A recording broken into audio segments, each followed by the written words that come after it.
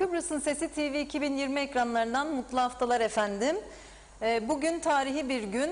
Diyalog Medya Genel Yayın Yönetmeni Sayın Reşat Akar'la birlikte Gündem Özel programında yeniden sizlerle birlikteyiz. Bugün oldukça yoğun bir gündemle karşınızdayız.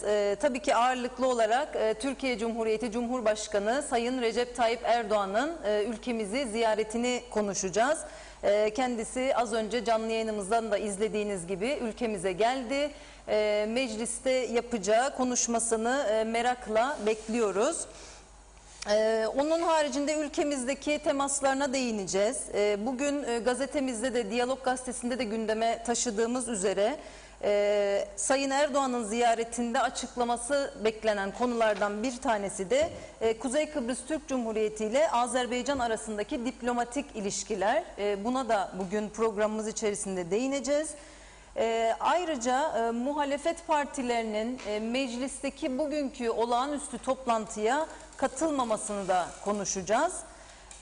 Buna karşın Güney Kıbrıs'tan konuyla ilgili, bugüne özel yaşananlarla ilgili Güney Kıbrıs'ın tepkilerine değineceğiz. Son gündem başlığımız ise Güney Kıbrıs'ta Save Pass uygulamasına yönelik dün akşam yaşanan ciddi protestolar vardı. Bunları da konuşacağız ve gündeme taşıyacağız. Tüm bu konularla ilgili sorularınızı ve yorumlarınızı sosyal medya hesabımız üzerinden sizler de bizlere aktararak programa katılabilirsiniz.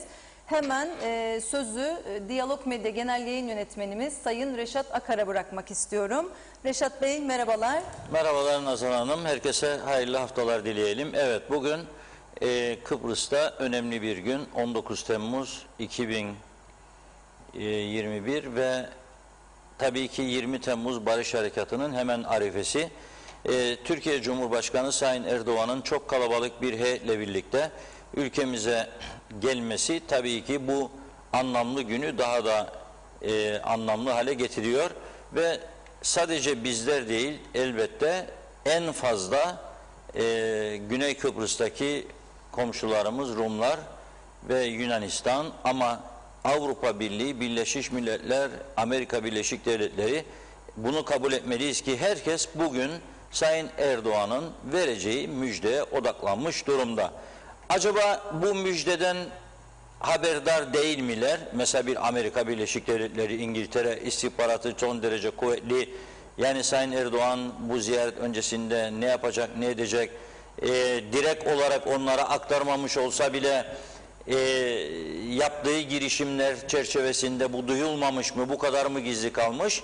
Tabii bunlar tartışılabilir. Elbette büyük güçler bazı istihbarat kanallarını devreye sokarak öğrenmiş olabilirler. Ancak beklentimiz açık ve net bir şekilde, çünkü Rumlar tamamen Maraş'a odaklandı. Halbuki bizim beklentimiz nedir? Azerbaycan'ın Kuzey Kıbrıs Türk Cumhuriyeti ile diplomatik ilişkilerini başlatması. Nitekim bunun işaretlerini dünden itibaren almaya başladık. Türkiye'de bazı televizyon kanalları da acaba olabilir mi şeklinde verdi. Ama bugün Diyalog Gazetesi'nde benim bir yazım vardır ve o yazıyı da birinci sayfada anonsunu verirken 3 tane kalp koyduk. Arkadaşlar şimdi gazeteyi ekrana getirecekler. Başlık da şudur, yazımızın başlığı: o gün bugün mü diye. Neden o gün bugün mü diye bir yazı yazdık bugün? Gördüğünüz gibi Türkiye Cumhuriyeti, Azerbaycan ve 3. kalp, bunu biz ekledik. Daha önce 2 kalpti. Kuzey Kıbrıs Türk Cumhuriyeti. Şimdi Azerbaycan'ın devlet başkanı İlham Aliyev yıl 2007 Eylül ayında her sene Birleşmiş Milletler Genel Kurul toplantıları yapılıyor. Ve o dönem 2007 yılında Turgay Avcı, Kuzey Kıbrıs Türk Cumhuriyeti'nin Dışişleri Bakanı. Kendisiyle birlikte önce Roma'ya gidiyoruz. Orada bazı İtalyan milletvekillerine Roma parlamentosunda Kuzey Kıbrıs Türk Cumhuriyeti vatandaşlığı veriliyor. Bu çok önemli bir gelişmeydi. Tabii Türkiye'nin yardımlarıyla olan bir gelişmeydi. Ama düşünün siz, İtalyan milletvekilleri KKTC vatandaşlığını kabul ediyor ve kendilerine pasaport veriliyordu. Orada hazır bulunduk. Bu Turgay Avcı'nın gerçekten Türkiye ile birlikte yürüttüğü sıkı siyasetin sonucunda başarılı bir olaydı. Sonrası gelmedi. Sezar'ın hakkını Sezar'a vermek lazım. Onun için söylüyorum. En yoğun çalışan, en hareketli ve bana göre de en başarılı Dışişleri Bakanlarından birisiydi Turgay Avcı. Sonra kendisiyle Londra üzerinden New York'a gittiğimizde Sayın Erdoğan Başbakandı o zaman ve Birleşmiş Milletler Genel Kurulu'nda bir konuşma yapmıştı. Konuşma sonrasında bizi kulise davet etti Türkiye Büyükelçiliği. Sayın Avcı ile birlikte kulise gittiğimizde Başbakan Erdoğan yanımıza gelip nasıl buldunuz konuşmamı diye sormuştu. Biz de kendisine çok önemli mesajlar içeriyor demiştik. Daha sonra Hillary Clinton'un da katıldığı akşam yemeğindeki konuşmalarını izledik. Bir gün sonra da Azerbaycan Devlet Başkanı İlhan Aliyev'in Turgay Avcı ile görüşmesi vardı. O odada, o görüşmede biz de vardık. Turgay Avcı Bey, sizden bir şey gizlememize gerek yok. Bu görüşmede siz de bulunabilirsiniz demişti ve birlikte o görüşme gerçekleştirildi. Konuşmaları da dinledik. İlham Aliyev, bu yazıda da bahsediyorum. Tarihi bir yazıdır bu. Herkes bunu iyice okusun. Orada zaten mesaj vardır. Şöyle diyordu. Bizim bir Dağlık Karabağ sorunumuz vardır. O sorunu çözmediğimiz sürece ben sizi tanıyamam. Ama Karabağ sorunu çözdüğümüz anda sizi tanıyan ilk ülke olacağım, söz veriyorum. Turgay Avcı hayattadır. Ben de hayattayım, söylüyorum bunu. O odada konuşulan söz buydu. Ne oldu sonra? Bir süre önce Azerbaycan Karabağ sorununu nasıl çözdü? Türkiye'nin yardımlarıyla. Türkiye çok büyük yardım yaptı. Türkiye yardım yapmasaydı çözülmezdi bu sorun. Askeri olarak da çözülmezdi. Nitekim bu sorun çözüldü ve şimdi Sayın Erdoğan bu müjdeyi az sonra, beklentimiz budur, Cumhuriyet Meclisi'nde verecek. Peki Azerbaycan bizi tanırsa ne olacak? Yani yücelecek miyiz? Sorunlarımız çözülecek mi? Hayır, öyle bir şey yok. Ama bugün Azerbaycan, yarın da Maraş konusunda yapılacak bir takım açılımlar var. Bu iki olay ne yapacak? Nitekim dünden başladı bunun etkilerini göstermeye. Kıbrıslı Rumları bizimle birlikte kalıcı bir çözüme teşvik etmeye yardımcı olacak. Uzaklaştırmaya değil, yarından itibaren Rumlar, hatta bu akşamdan itibaren göreceğiz, bizim televizyonlarımızdan, bizim gazetelerimizden daha yoğun bir şekilde tartışacaklar. Onlar da dört gözle Sayın Erdoğan'ın meclis konuşmasını bekliyor. Konuşma biter bitmez Rum televizyonlarında, Rum radyolarında ciddi tartışmaların başlayacağından eminim. Neyi tartışacaklar? Hah diyecekler. İşte gördünüz mü Taksim gerçekleşiyor. Kuzey Kıbrıs Türk Cumhuriyeti tanımaz dedik. Azerbaycan'dan başladı. Yarın başka bir ülkeye çıkar. Pakistan'ı var, Bangladeş'i var, Libya'sı var, olabilir, arkası gelebilir diye bir kendi aralarında bir korku tartışması başlayacak. Bu ne olacak? İşte biz Kıbrıs'ı tamamen kaybediyoruz. Artık Kıbrıs'ta iki devlet ve dolayısıyla çözüm umutları tükenecek. Bu Kıbrıs durumları önümüzdeki süreçte bir çözüme teşvik edebilecek çok önemli bir adımdır. Tartışmasız bir gerçektir. Ve yarın Maraş açılımıyla birlikte Sayın Erdoğan, eğer Kıbrıs Rumlara geliniz Türk yönetimi altındaki mülklerinize dönünüz, gerçek elinizdeki belgeyi göstererek tapuyu, otelinizi, lokantanızı veya başka işletmenizi işletmeye başlayınız derse, önceki gün Rum basınında bir Maraş göçmeninin açıklaması vardı. Ne dedi biliyor musunuz? Önümü kesseniz de, duvar dikseniz de gideceğim demişti.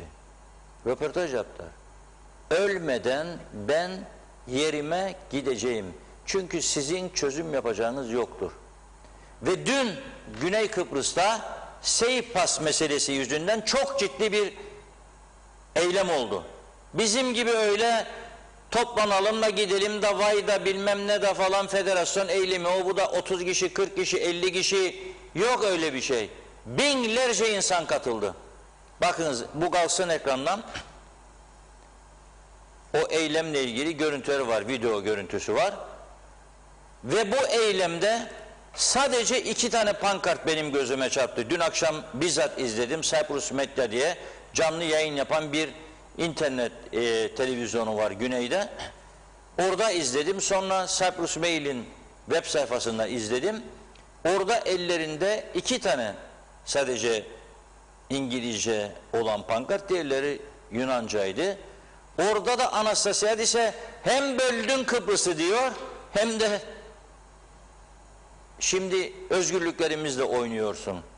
Seypas istemeyen Rumlar. Çünkü bu seypas nedir? Aşı olanlara veriliyor. Aşı oluyorsunuz. Seypas veriliyor size. Ve yeni uygulamaya göre artık birçok mekana ancak bu elinizde seypas varsa girebiliyorsunuz. Kamuda çalışma istiyorsunuz, memursunuz, bunu göstererek içeriye girebilirsiniz. Gösteremediğiniz takdirde geri. Alışveriş merkezleri bu uygulamayı başlattılar. Birçok yerde artık seypas var. Buna karşı çıkanlar dün akşam çok etkili ve şiddetli bir eylem yaptılar. Hatta o kadar bir öfke vardı ki hızını alamadılar. Bir de medya kuruluşuna saldırı düzenlediler. Orada aracı yaktılar ve birçok sorun yaşandı. Şimdi yani Kıbrıs Rumlar artık bu çözümsüzlüğün kendilerine ne tür sonuçlar doğuracağını, ne tür zararlar getireceğini daha net görmeye başlayacaklar bugünden itibaren. Bir, Azerbaycan açılımı olursa beklediğimiz gibi az sonra bekliyoruz ve hiç merak edilmesin, başka kanallara geçmenize gerek yok. Sayın Erdoğan konuşmaya başladığı an biz duraklayacağız ve sizinle birlikte meclisteki tarihi konuşmasını izleyeceğiz. Sonra onun konuşması üzerine düşüncelerimizi aktarmaya çalışacağız, yorum yapmaya çalışacağız.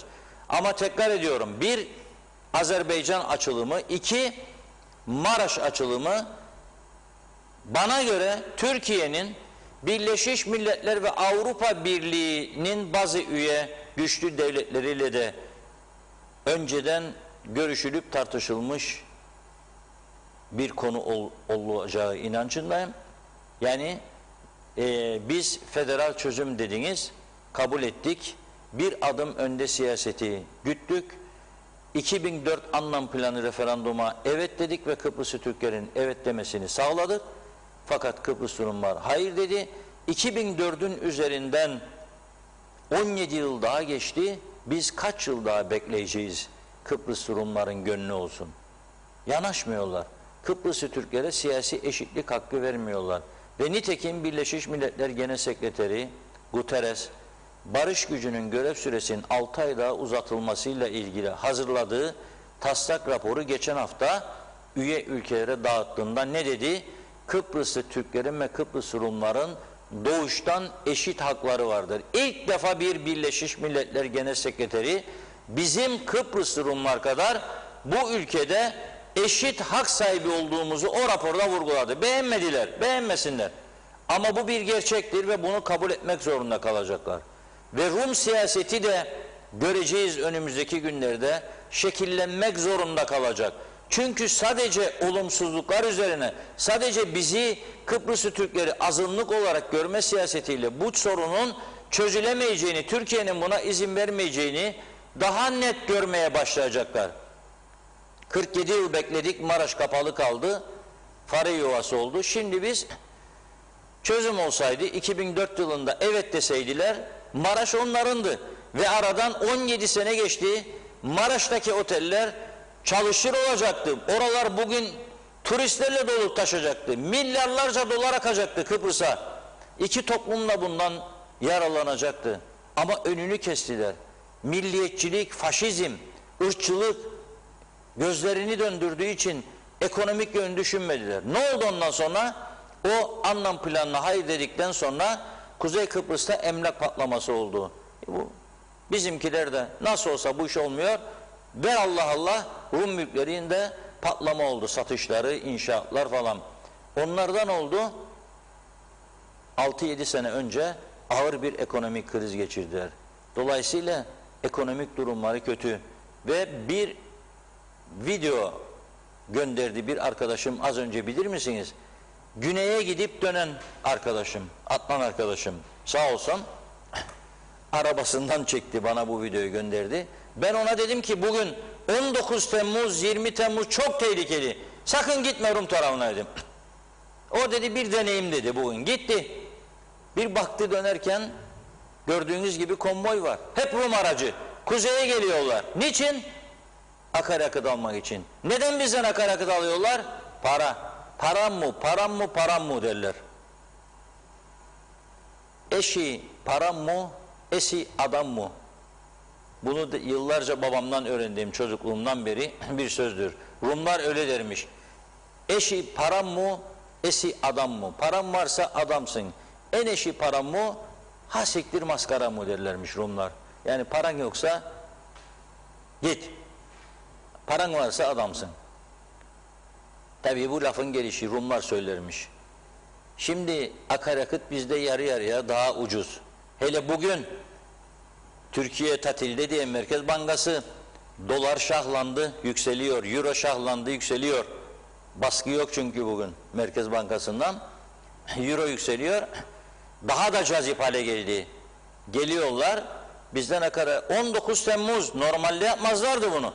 19 Temmuz'da biz o barikatların önünde elamcıları görürdük. Evokacıları bayraklarla ateş yakarlardı. Türkiye harekatını protesto ederlerdi. Şimdi bize gelip para bırakıyorlar. Alışveriş yapıyorlar. Dolayısıyla mesaj son derece önemlidir, onlara verilen mesaj. Mesaj şudur: ya gelin uzlaşın, anlaşın ve bu Orta Doğu'daki sorun, Doğu Akdeniz'deki kaynaklar birlikte kullanalım, bizi dışlamayın, dışlayamazsınız. Yahut da iki ayrı devlet, siz orada, biz burada, bak ne güzel gelecek, siz akaryakıt da alacaksınız, biz de istediğimizde gidip oradan bir şeyler alacağız. Dondurmaya meraklı olanlarımıza, McDonald'ı çok sever bizim Kıbrıslı Türkler, giderler McDonald derler. Benim tanıdıklarım da var tabii. Neyse, onlar bu yani gelip akaryakıt alacak, sigara alacak, ekmek alacak, domates alacak. Domates 2 Türk lirası bizde, 15-20 Türk lirası güneyde. O yüzden karşılıklı ticaret de olacak. Şimdi Maraş açılımını yaptık. Rumlar da dedi ki geleceğim evime. İşte burada bir soru işareti var. Taşınmaz Mal Komisyonu'na başvuracak. Kim taşınmaz mal komisyonuna gidip de para verecek? Odur mesela. Taşınmaz Mal Komisyonu 4 yıldır karar üretemiyor çünkü para yok. Rum diyecek geleceğim evime. Evi kim yıktı? Biz yıktık evi. 74'ten beri bizde ev sağlamdı, otururdu. Kim tamir edecek bu evi? Altyapıyı kim yapacak? İşte bu konuda da Türkiye'nin elbette yoğun hazırlıkları vardır. Bir miktar mali bütçe hazırlanmıştır diye bilgiler geliyor bize de. Bunu göreceğiz. Peki şimdi az sonra meclis toplantısında siz olsaydınız böylesi bir tarihi dönemde bu toplantıya katılır mıydınız, katılmaz mıydınız? Bakınız, Cumhuriyetçi Türk Partisi ve Toplumcu Demokrasi Partisi'nin aldığı karara herkes saygı göstermek zorundadır. O onların tercihidir. Kendileri bilir. Demokrasi varsa bu kararı alabilirler. Fakat öte taraftan baktığımızda böylesi bir dönemde, böyle bir açılımların gerçekleşeceği bir dönemde bir Türkiye Cumhuriyeti'nin Cumhurbaşkanı, onun Kıbrıs'a bakışını, siyasetini beğenmeyebiliriz. Ama bir bütün olarak bakmak zorundayız. Anadolu'ya, Türkiye hangi siyasi lider gelirse gelsin, biz o siyasi liderle Kıbrıslı Türkler olarak iyi geçinmek durumundayız. Çünkü ihtiyaçlıyız. Efendim bizim demokrasimize müdahale, efendim bize öyle böyle söyleyiver kendisine geldiği zaman mecliste. Konuşma hakkım yok, yok vardır. O oradayken kalkarım ben, derim 1 dakika Sayın Erdoğan derim, söylerim. Veya mektup veririm eline. Buyurun derim, lütfen okuyunuz bunu. Çareler tükenmez, vardır. Ama katılmıyorum demek yanlış bir şey. Ha bu arada katılmadılar diye hakarete varan sözler, elbette onu da tasvip etmiyoruz. Yani bu tür konular demokratik kurallar içerisinde karşılıklı saygı ve anlayışa dayalı olmalı. Hareketini eleştirirseniz eleştireceksiniz ama hakaret olmadan eleştireceksiniz. Katılması gerekir miydi? Ben size bırakıyorum bu sorunun cevabını. Sizler söyleyiniz. Cumhurbaşkanı geliyor Türkiye'nin ve uçaklar dolusu insan geliyor buraya. Çok büyük müjdeler vermek için geliyor. Güney Kıbrıs'ın, Yunanistan'ın, Brüksel'in, Washington'un, Londra'nın, Paris'in gözleri burada. Ne söyleyecek bakalım? Neler açıklayacak? Ama biz burada parlamento içinde iki parti demokrasimize müdahale ediliyor gerekçesiyle katılmayacağız. Bu önemlidir. Yani bunun değerlendirmesini tabii en iyi değerlendirmesini halkımız yapacaktır. Halk neyse doğrusu onu kararlaştıracak düzeydedir. Geçmiş yıllarda yapılan kamuoyu araştırmalarının sonuçlarına bakmak lazım. Kıbrıs Türklerinin ezici bir çoğunluğu Türkiye'siz bir çözüm istemiyor. Türkiye olmazsa biz de olmayız diyor. Türkiye'nin garantörlüğünün devamını şart koşuyor. Dolayısıyla bunları da bileceğiz. Ama tabii ki bizi rahatsız eden, huzursuz eden iştahatlar varsa,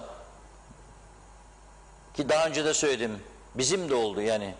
3 ay süreyle televizyonumuz kapatıldı. Ha buradan gitti tabii, teşviklerin buradan gittiğini de biliyoruz. Bu diyalogla bizi çok eleştiriyor falan filan. Yahu bilmem ne deyip bizim TürkSat tarafından, daha doğrusu Rütük tarafından yayınlarımızın durdurulmasını buradan giden teşvikler sonucunda yapmışlardı. Bu Türkiye'ye küsmemizi gerektiren bir durum değil. Az önce ben Tele1 Türkiye'de son zamanlarda çok izlenen bir kanal, oldukça geniş kapsamlı bir değerlendirme yaptım. Oradan aradılar, canlı yayına bağlandım. Orada da söyledim bu görüşlerimi. Bana şu soru soruldu. Muhalefet partileri katılmıyor, bunu nasıl değerlendiriyorsunuz? Muhalefet partilerinin bazı gerekçeleri var. Onlar demokrasiye müdahale edildiği iddiasıyla bu toplantıya katılmıyorlar ama bu toplantı ayrı bir özelliğe sahip.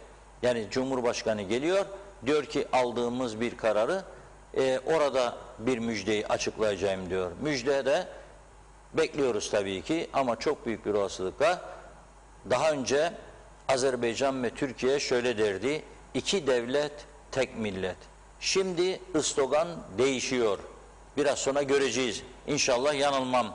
Ama istihbarat kaynaklarım daima sağlamdır ve dediğim gibi 2007 yılındaki anılarımı birleştirdiğim zaman İlhan Aliyev'in o zaman bizlere söylediklerini ortaya çıkan sonuç Azerbaycan'ın artık Kuzey Kıbrıs Türk Cumhuriyeti'ni tanıma anlamına gelen diplomatik ilişkileri başlatma noktasına geldiğidir. O zaman slogan şöyle olacak: üç devlet, tek millet, tek yürek. Yakında bunun da bir klibini mutlaka yapacaklar diye düşünüyorum. Soru, muhalefet bundan sonra ne yapar? Muhalefet bundan sonra ne yapar? Bilemeyiz tabii. Önemli olan bugünden sonra yeni gündem maddeleriyle uğraşmak. Yani muhalefet katılmadığı gündemi herhalde bu toplantıyla uzun süre devam ettirmek mümkün olmayacaktır. Ve ben siyasileri de burada bir vatandaş olarak sağduyuya davet etmek istiyorum. Zaman içte birliği bozma zamanı değildir. Karşılıklı saygı ve anlayışa gerek vardır. Ama böylesi bir tarihi birleşimde onların yerinde olsaydım boykot kararı almazdım. Toplantıya katılırdım. Dinlerdim Sayın Cumhurbaşkanı.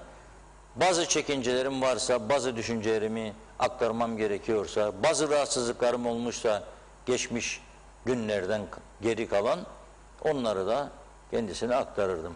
Ekranlarda da görüyoruz. 3. Cumhurbaşkanı Sayın Dervişoğlu ve yanında da Türkiye'nin eski başbakanlarından Binali Yıldırım Bey var. Onlar da şeref locasında yerlerini almış durumda. Peki bu adımdan sonra Kıbrıs Türk Devleti'ne dönüş, anayasa değişikliği ve başkanlık sistemi olur mu? Bana bugün Tele1'den gelen sorulardan bir tanesi buydu. Ve şöyle sordu program sunucusu Reşat Bey dedi, işte Erhan Arıklı Bey, Kıbrıs Türk Devleti'ne dönüş, anayasa değişikliği ve başkanlık sisteminden söz etti. Bu nasıl olacak? Böyle bir şey olursa Kıbrıslı Türklerin tepkisi ne olur diye. Cevabım şudur özetle. Zaten Kıbrıs Türk Federe Devleti'ydik 75 yılında. Daha sonra Kıbrıs Türk Federe Devleti 1983 yılında merhum Cumhurbaşkanı Rauf Denktaş'ın o dönem Türkiye'deki askeri yönetimi ikna ederek atmış olduğu bir adımdı. Eğer Kıbrıs Türk Devleti olarak kalsaydı adımız, Avrupa Birliği bizi ayrılıkçı olarak nitelemeyip Güney Kıbrıs'a olduğu gibi bize de nüfusumuza göre yardım yapmaya başlayacaktı. Büyük çapta da ambargolar kalkacaktı diye bir beklenti var. Bu tabii ki sadece devletin tanınmaması meselesi değil. Kıbrıs Türk Devleti'ni onlar iki kurucu devletten biri olarak kabul etmiş olacaklar ki bundan sonraki süreçte, müzakere sürecinde hani diyor şimdi Türk tezi iki ayrı devlet, işte o zaman iki ayrı devleti bu şekilde yorumladığımız zaman Rum tarafının da buna tepki göstermeyeceğini görebileceğiz. O düşüncedeyim. İki ayrı devlet Kıbrıs Türk Devleti olduğu takdirde ayrılıkçı bir devlet anlamına gelmeyecek. Kurucu Türk Devleti, kurucu Rum Devleti bir çatı altında buluşabilecek. Yani Türkiye'nin bu atmış olduğu adımların hiçbirisi önümüzde bir çözüm süreci için engel teşkil etmeyecek. Düşünce budur. Efendim başkanlık sistemine geçilirse ne olur? Tabii beklenti şuydu. Başkanlık sistemine geçerse Türkiye'deki rahatsızlıklar, oradaki bazı tepkiler var. Türkiye bağımsızlık, yargı bağımsızlığı elden gitti. Tek adam, tek yönetim olumsuzlukları var. Ben de onlara şunu söyledim. Bizim önümüzde bir Güney Kıbrıs örneği var. Rum Cumhurbaşkanı, yani Avrupa Birliği'nin ve Birleşmiş Milletler'in tanıdığı isimle Kıbrıs Cumhuriyeti'nin Cumhurbaşkanı'nı daha birkaç ay önce altın pasaportlar meselesinden dolayı 3 saat süreyle sorguladı bağımsız yargı heyeti. 3 saat Cumhurbaşkanıyım, ben de size izahat vermem falan yoktur. Ve Rum Başsavcısı karar verdiği anda herhangi bir yolsuzluk, suistimal söz konusu olduğunda Rum Cumhurbaşkanı'nın Anastasiadis'in dokunulmazlığı o anda kaldırılır. Başsavcının dokunulmazlığı, Cumhurbaşkanı'nın dokunulmazlığını kaldırma hak ve etkisi vardır. Evet, Nazan Hanım'ı çabucak başlayalım biraz okuyabildiğimiz kadar mesajları. Çünkü çok yoğunlaştı. Az sonra Sayın Erdoğan başlayacak. Bir de pencere açalım. Çok güzel. Başladığı anda ara veririz. Tabii ki efendim. Hemen başlıyoruz. İsmet Kara yazmış bize. Tek millet, iki devlet. Bir taraftan çok yoğun mesajlar geliyor. O yüzden ilk başlardakilerde silinmiş olanlar olabilir. Evet. Kusura bakmayınız lütfen. Gürkan Giritli Natalya Dede iyi yayınlar dilemiş. Mustafa Ölmez, bence Sayın Erdoğan'ın vereceği mesajda Azerbaycan'ın resmi olarak KKTC'yi tanıması olacak demiş. Mehmet Akın, Türkiye Cumhurbaşkanı Sayın Recep Tayyip Erdoğan ve ekibiniz hoş geldiniz. Ekranda sağ üst köşede bayrakların olduğu gibi biz ayrılmayız. Eller ayırsa, yıllar ayırsa bile biz ayrılmayız diyor. Numan Boğaç iyi yayınlar dilemiş. 20 Temmuz Zafer Bayramı ve mübarek Kurban Bayramınız kutlu olsun diyor. Teşekkür ediyoruz. Şebnem Taran hoş geldiniz diyor. Gürkan Giritli Türkiye KKTC için büyük şans demiş. Mehmet Akın, bugünü ve tarihini bir yere not edin. Artık hiçbir şey eskisi gibi olmayacak. Tarih ileride bugünü altın harflerle yazacak diyor. Gürkan Giritli, CTP ve TDP'yi kınıyorum diyor. İzzet Kahraman yazmış ama İzzet Bey birazcık karışıklık var harflerde. O yüzden okuyamıyorum, kusura bakmayın. Gürkan Giritli bugün KKTC için bir milattır demiş. Vedat Özkan iyi yayınlar diliyor. Teşekkür ediyoruz. Metin Maraşali aynı şekilde iyi yayınlar dilemiş.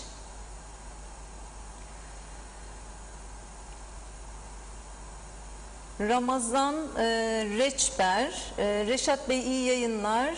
Kuzey Kıbrıs Türk Cumhuriyeti kardeş halkının Arife gününü ve Kurban Bayramı'nın hayırlara vesile olmasını diliyorum demiş. Tüm KKTC halkının Kurban Bayramı mübarek olsun. Adana'dan saygı ve selamlar diliyor. Ramazan Bey bizden de Adana'ya saygılar, sevgiler. Musa Su İçmez, KKTC için dönüm noktası, kararlı liderler tarih yazar, örnek lider Başkan Erdoğan demiş. Gürkan Giritli akaryakıt durumda 2 katı diyor. Nejat Anılsın, sap döner hesap döner atasözüdür. Reşat Bey hayırlı bayramlar dileklerimle demiş. Teşekkür ediyoruz. Musa Su İçmez bugün benzin alamadım diyor, az önceki haberimizin üzerine kalmamış diyor benzincide. Sayar Aker adanın 2'ye bölünmesi fırsatçıların işine geliyor diye yorum yapmış. İsmet Kara tek millet iki devlet yaşasın Türkiye Cumhuriyeti, yaşasın Kuzey Kıbrıs Türk Cumhuriyeti, hoş geldin Sayın Cumhurbaşkanım demiş.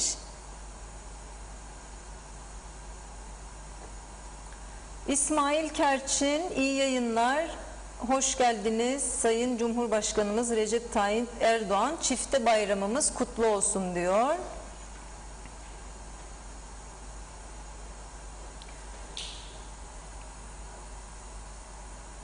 Evet. Başlıyor galiba. Tamam, hemen canlı yayınımıza bağlanalım.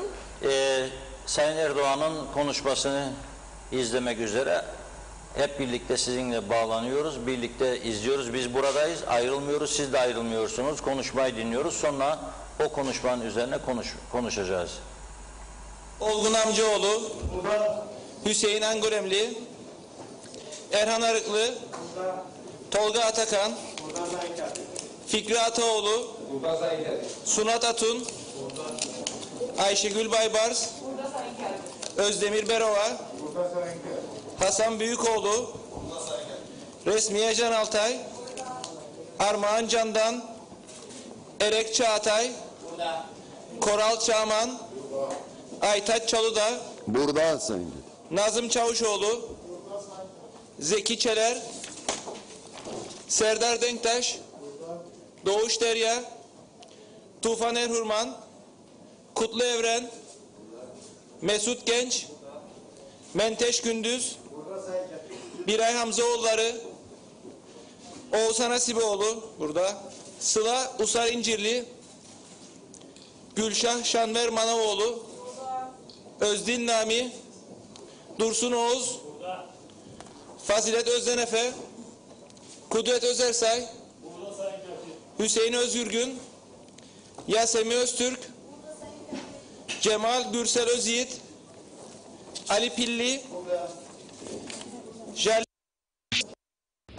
Hamza Ersan Saner, Önder Senleroğlu, Faiz Sucuoğlu, Erkut Şahali, Salahi Şahiner, Hasan Taçoy, Hasan Topal, Fikri Toros, Zorlu Töre, Teberrüken Uluçay, Ünal Üstel, Bertan Zaroğlu. Nisap vardır Sayın Başkan. Sayın milletvekilleri, toplantı yeteri sayımız olduğu saptanmıştır. Meclis Genel Kurulu'nu açıyorum. Başkanlığın Genel Kurulu'na sunuşlar kısmında Genel Kurul'un bugünkü 4. olağanüstü birleşiminde izlenecek yönteme ilişkin kararı bulunmaktadır. Kararı okur musunuz lütfen? Cumhuriyet Meclisi Başkanlığı, tarih 16 Temmuz 2021, Cumhuriyet Meclisi Genel Kurulu'na. Cumhuriyet Meclisi Danışma Kurulu'nun 16 Temmuz 2021 tarihli toplantısında oy birliğiyle kabul etmiş olduğu Genel Kurul'un 4. olağanüstü birleşiminde izlenecek yönteme ilişkin kararı ilişikte onayınıza sunulmaktadır. Önder Senleroğlu, Cumhuriyet Meclisi Başkanı. 16 Temmuz 2021 Cumhuriyet Meclisi Danışma Kurulu'nun Genel Kurul'un 4. Olağanüstü Birleşiminde izlenecek yönteme ilişkin kararı.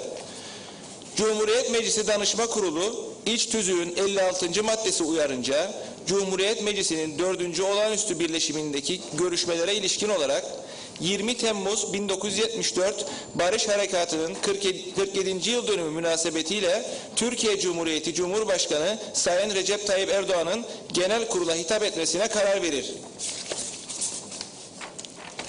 Önder Senleroğlu Cumhuriyet Meclisi Başkanı, Ulusal Birlik Partisi Grubu, Cumhuriyetçi Türk Partisi Grubu, Halkın Partisi Grubu.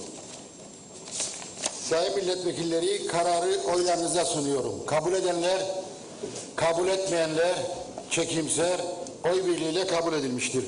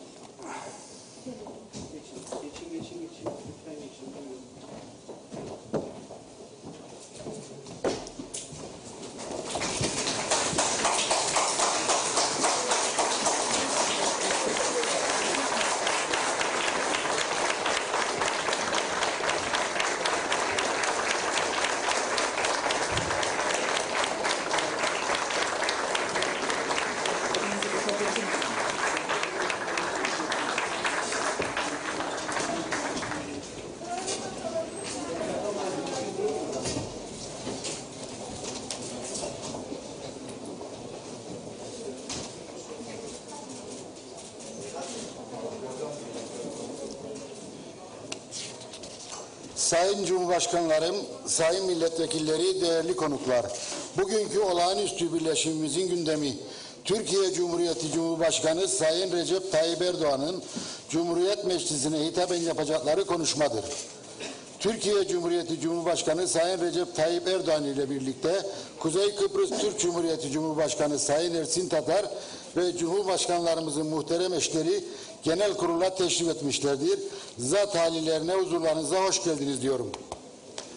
Sayın Cumhurbaşkanlarım ve muhterem eşleri, Sayın Türkiye Büyük Millet Meclisi Başkanı, Sayın Konuk Bakanlar, Türkiye ve Azerbaycan'dan aramızda bulunan Sayın Konuk Milletvekilleri, Cumhuriyet Meclisi'nin saygıdeğer milletvekilleri ve değerli konuklar. Cumhuriyet Meclisi Kıbrıs Türk halkının siyasi iradesinin temsil edildiği kurumdur. Tam da bu nedenle Türkiye Cumhuriyeti Cumhurbaşkanı Sayın Recep Tayyip Erdoğan'ın Cumhuriyet Meclisi Genel Kurulu'na hitap edecek olması tarihi öneme sahiptir. Zor ve nice fedakarlıklar sonucunda devlet sahibi olmuş Kıbrıs Türk halkı bu uzun mücadelesinde her daim yanında olan Türkiye Cumhuriyeti'nin Cumhurbaşkanı ve heyetini Yüce Meclisimizde görmekten büyük bir onur ve memnuniyet duymaktadır. Bu vesileyle Kıbrıs Türk halkı adına Türkiye Cumhurbaşkanı Sayın Erdoğan'a tekrardan hoş geldiniz diyor. Anadolu halkına huzurlarınızda sevgi ve saygılarımı iletiyorum. Sayın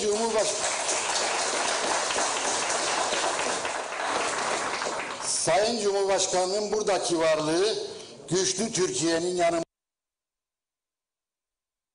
gasp edilen en sari şekilde dünyaya ilan etmektedir. Kıbrıs Türk halkı savaşı, göçü, yıkımı ve yerinden yurdundan sürülmeyi yaşamış ve tüm bunlara rağmen varlığını korumuştur. Her mezalimden, her saldırıdan ve her acı tecrübeden tarihi dersler çıkaran Kıbrıs Türk halkı 1983'ten bu yana kendi devletinin sahibidir. Cumhuriyet Meclisi de egemenlik ve özgürlüğümüzün en önemli varlıklarından biridir. Bu yüce çatı altındaki her hitap, her söz ve ziyaret Kıbrıs Türk halkının özgürlük ve egemenliğine verilen bir destektir.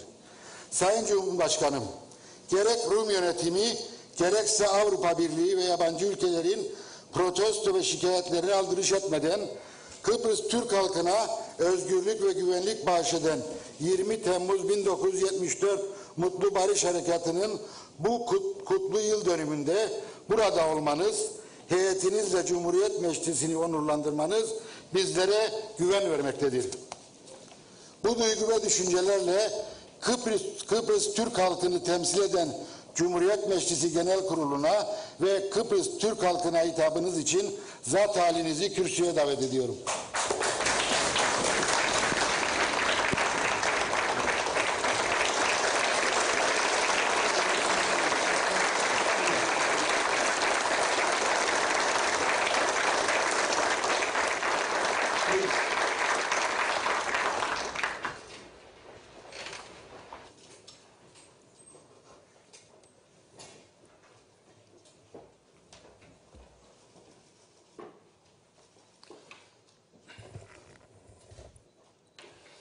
Sayın Cumhurbaşkanı, Sayın Cumhuriyet Meclisi Başkanı, Sayın Başbakan, değerli bakanlar, milletvekilleri ve kıymetli Azerbaycan Meclisi'nin Dışişleri Komisyonu Başkanı ve mümtaz heyeti.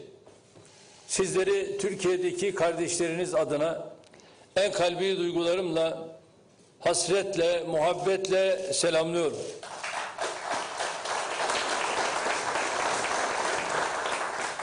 Bugün bizim için çok ama çok anlamlı bir gün.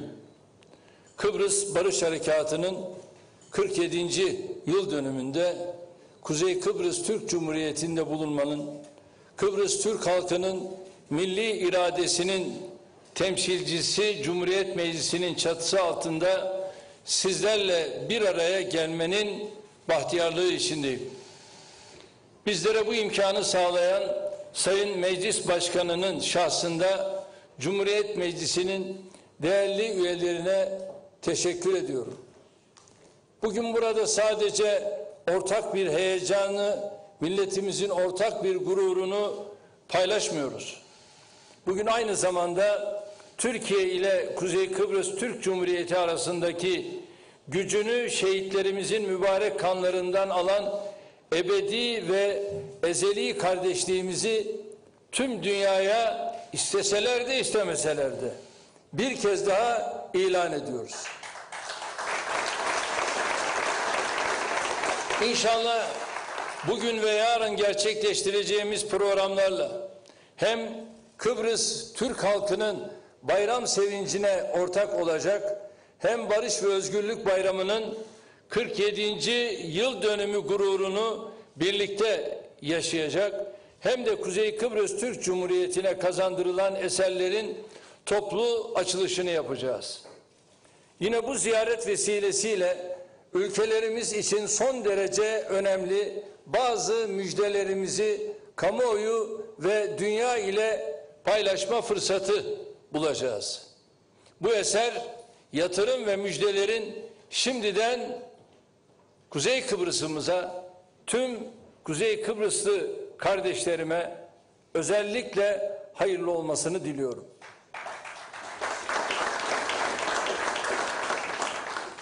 Değerli milletvekilleri, Cumhuriyet Meclisi Kıbrıs Türk'ünün azmini, iradesini ve hürriyet tutkusunu ifade eden bir kurumdur.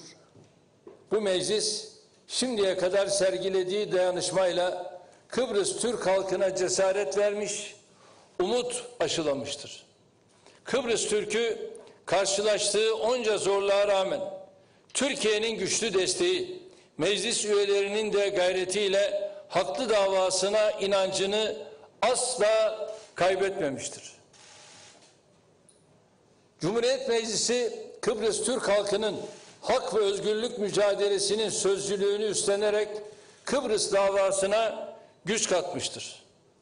Kuruluşundan bugüne Kıbrıs davasını savunan, Kıbrıs Türk'ünün hakkına, hukukuna sahip çıkan, Kıbrıslı kardeşlerimizin emanetini heba etmeyen tüm meclis üyelerine buradan bir kez daha şükranlarımı ifade ediyorum. Cumhuriyet Meclisi'nde Kıbrıs Türk halkının temsilcisi olarak görev yapmış, ancak şimdi aramızda olmayan milletvekillerine Allah'tan rahmet niyaz ediyorum. Bugün burada bulunanlar başta olmak üzere bu güzide çatı altında milletten aldığı emanetin hakkını veren tüm milletvekillerine de başarılar diliyorum. Kıbrıs davası nasıl bugünlere sizlerin omuzlarında gelmişse gelecekte de sizlerin omuzlarında yükselmeye devam edecektir. Merhum Necip Fazıl'dan ilhamla söyleyecek olursak bu dava hor, bu dava öksüz değildir. Bu dava garip, bu dava sahipsiz değildir. Kıbrıs davası büyük bir davadır. Bu dava tarihiyle büyük, vicdanıyla büyük, mücadelesiyle büyük, 1974'te yazdığı kahramanlık destanıyla büyük bir milletin davasıdır.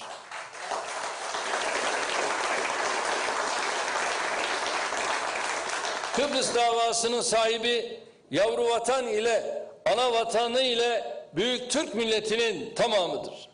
Bu davanın sahibi şehitlerimizdir, gazilerimizdir. Vatanları için ölümü öldüren yiğit mücahitlerdir. Bu davanın sahibi daha ömürlerinin baharında bu toprakları kanlarıyla sulayan kınalı kuzulardır. Bu dava için sadece 1974 Barış Harekatı'nda ülkemizin dört bir köşesinden subayı, astsubayı, eriyle tam 498 Mehmet'imizi şehit verdik. Kıbrıs Türk halkı 70'i mücahit toplam 270 evladını kara toprağın bağrına yolcu etti.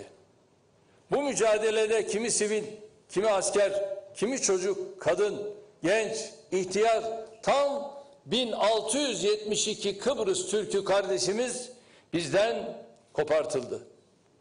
Türkiye nasıl dünyanın en büyük şehitliği ise Kuzey Kıbrıs Türk Cumhuriyeti özellikle söylüyorum her karşısında bir kahraman yatan şehitler yurdudur. Şayet bugün bizler burada özgürce nefes alabiliyor, evlatlarımızı güvenle büyütebiliyor, geleceğe umutla bakabiliyorsak bunda en büyük pay bu toprakları bir şehitler yurdu yapan işte bu kahramanlara aittir. Türkiye ve Kıbrıs Türkleri olarak bugünlere birilerinin ihsanıyla, lütfuyla değil, bedel ödeyerek geldik. Gencecik evlatlarımızın fedakarlıklarıyla geldik. Bu topraklarda elde ettiğimiz her başarıyı çetin mücadelelerin sonucunda adeta söke söke kazandık. Son yarım asırda maruz bırakıldığımız onca ihanete, çifte standarda, saldırıya rağmen mücadele azmimizi bir an olsun kaybetmedik. Haksızlık karşısında sessiz kalanlardan olmadık. Zulüm karşısında boyun bükenlerden olmadık. Hukuksuzluklara eyvallah edenlerden olmadık. Hakka inandık, halka yaslandık, başkalarına değil, kendi bileğimizin gücüne güvendik. Sırtlarını dayadıkları güçlere güvenerek Kıbrıs Türk'ünü yok edeceklerini sananlar karşılarında Kıbrıs Türk halkının çelikten iradesini buldular.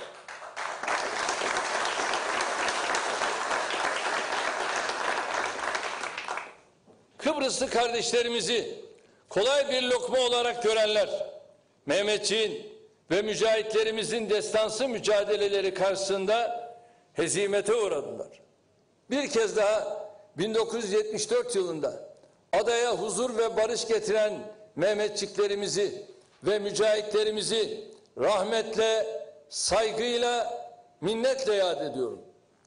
Kıbrıs Türk'ünün hürriyet mücadelesinin lideri Doktor Fazıl Küçük ve kurucu Cumhurbaşkanı merhum Rauf Denktaş başta olmak üzere Kıbrıs Türk halkının kıyamına katkı sunan herkese Allah'tan rahmet diliyorum.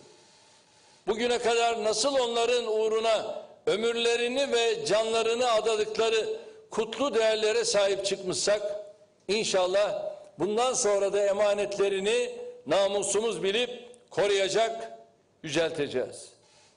Geçmişi unutmadan bugünlerimiz için verdiğimiz zorlu mücadeleleri, dökülen şehit kanlarını aklımızdan çıkarmadan inşallah hep birlikte istikbale yürüyeceğiz. Bunun için öncelikle Kıbrıs davasının sancaktarlığını yapan tüm kurumların insicamını ve dayanışmasını güçlü tutması çok önemlidir. Merhum Mehmet Akif bu gerçeğe bir asır önce şöyle dikkat çekmiştir. İttihat yaşatır, yükseltir, tefrika yakar, öldürür. Bir başka şiirinde ise Akif bu hakikati dizelere şöyle dökmüştür. Girmeden tefrika bir millete düşman giremez, toplu vurdukça yürekler onu top sindiremez. Evet, toplu vuran yüreklerin tankla, uçakla, bombayla, silahla sinmeyeceğinin son dönemdeki en büyük şahidi Kıbrıs Türk halkıdır. Aynı şekilde Kıbrıs davasını içeriden çökertmek için yapılan hamleler de yine Kıbrıs Türk'ünün basireti, feraseti, dayanışmasıyla boşa çıkmıştır.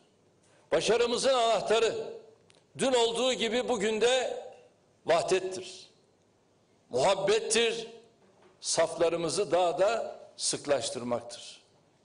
Birlik ve beraberliğimize hedef alan belli çevrelerin kardeşlik gölümüze fitne mayası çalmasına müsaade etmeyeceğiz. Bir olacağız, iri olacağız, kardeş olacağız, hep beraber Kıbrıs'ın geleceği için evet beraber yürüyeceğiz. Kimi gafillerin zehirli ayrılık oklarını Kıbrıs Türk halkının kalbine saplamasına fırsat vermeyeceğiz. Bu çatı altında halkın iradesini temsilen bulunan tüm siyasetçiler olarak sorumluluk duygusuyla hareket ederek bu oyunu bozmamız gerekiyor. Yoksa ne şehitlerimizin ne de evlatlarımızın yüzüne bakabiliriz. Farklı siyasi görüşler, farklı yaklaşımlar olabilir. Bu demokrasinin zenginliğini yansıtır. Ancak Kuzey Kıbrıs Türk Cumhuriyeti'nin varlığı ve birliği her türlü siyasi mülahazanın üzerindedir.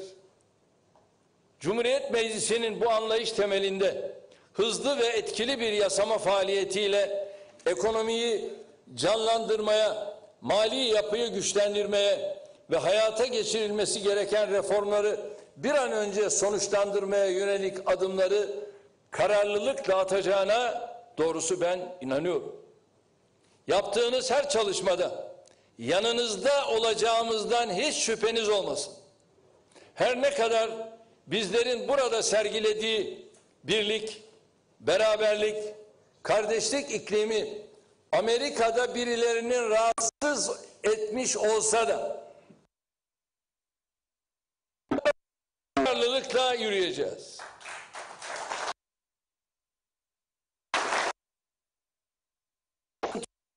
artık çok da iyi günler var önümüzde derken öbür tarafta Amerika'da birileriyle ortak mahfiller oluşturmak suretiyle yeniden ortalığı karıştırmaya çalışanları biz yakından takip ediyoruz. Ve bunların kimler olduğunu da gayet iyi biliyoruz. Yarınki konuşmamda bunlara da değineceğim. Kıbrıs meselesine yıllardır sadece belli bir lobinin zaviyesinden bakanları adadaki hakikatleri görmeye, hakka ve hakkaniyete uygun tavır almaya davet ediyoruz. Ve hakkaniyete uygun tavır almaya davet ediyoruz. Değerli milletvekilleri, adada kimin işgalci zihniyeti temsil ettiğini gayet iyi biliyoruz.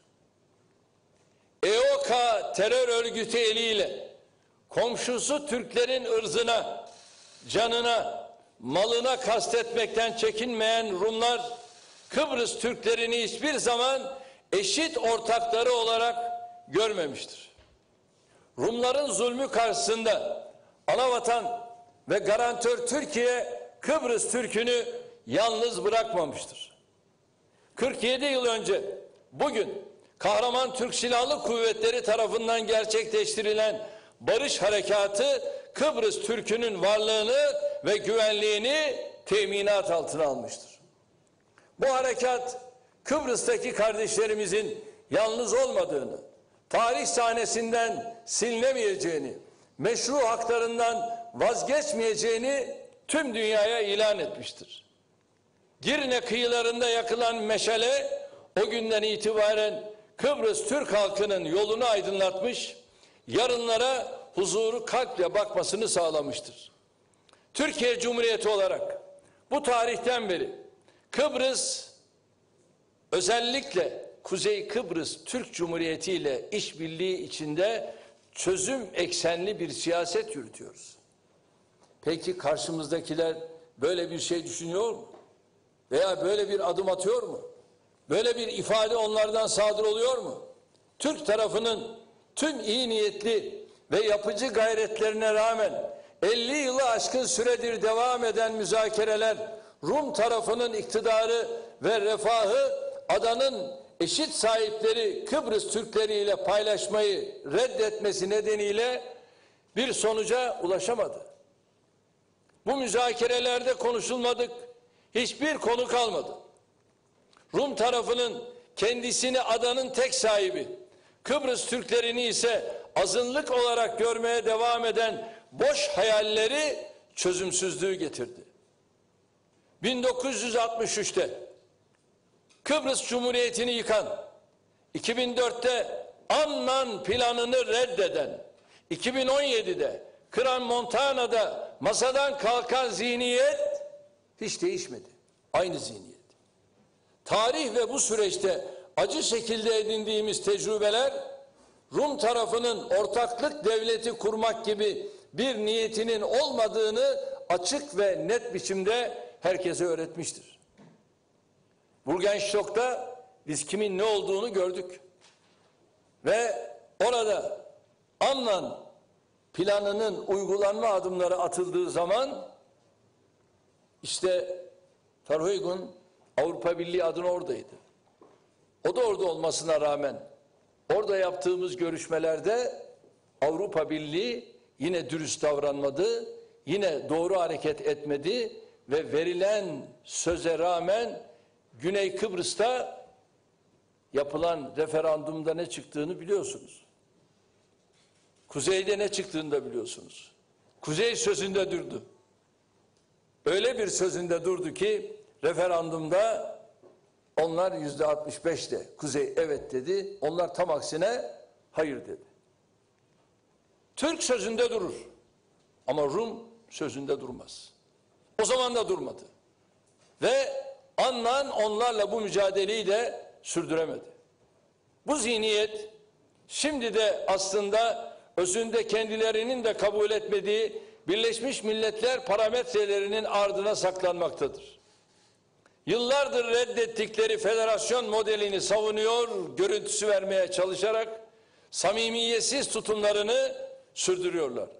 Artık bizim bunlara inanmamız, bir 50 yıl daha kaybetmemiz mümkün değildir.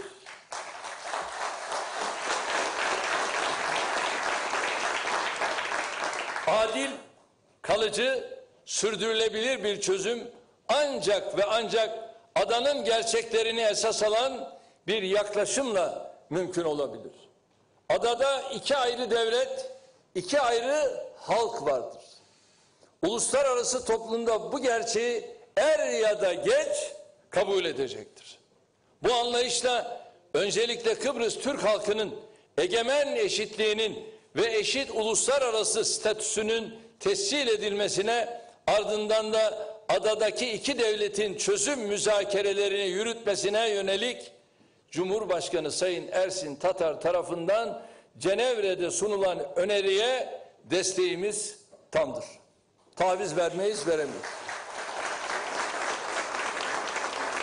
Bu Kıbrıs Türk'ünün beka, istiklal ve istikbal mücadelesidir. Cumhuriyet Meclisi'nin de eylem ve söylem birliğiyle haklı davamızı uluslararası topluma izah etme gayreti içerisinde olacağına güveniyorum. İnşallah Kıbrıs Türk'ünün önünde kurulmaya çalışılan tuzakları hep birlikte bozacağız, aydınlık geleceğimizi de birlikte inşa edeceğiz.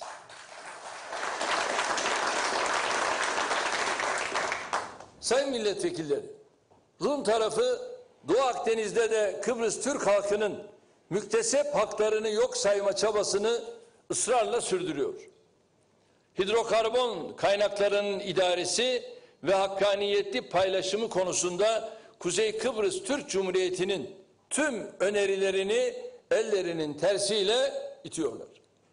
Doğu Akdeniz'deki işbirliği alanlarını ele almak üzere Avrupa Birliği'ne tüm tarafların katılacağı bölgesel bir konferans düzenlenmesini önerdik. Bu yapıcı teklifimize henüz cevap alamadık. Bu bile bizatihi kimin diyalogtan yana olduğunu göstermektedir.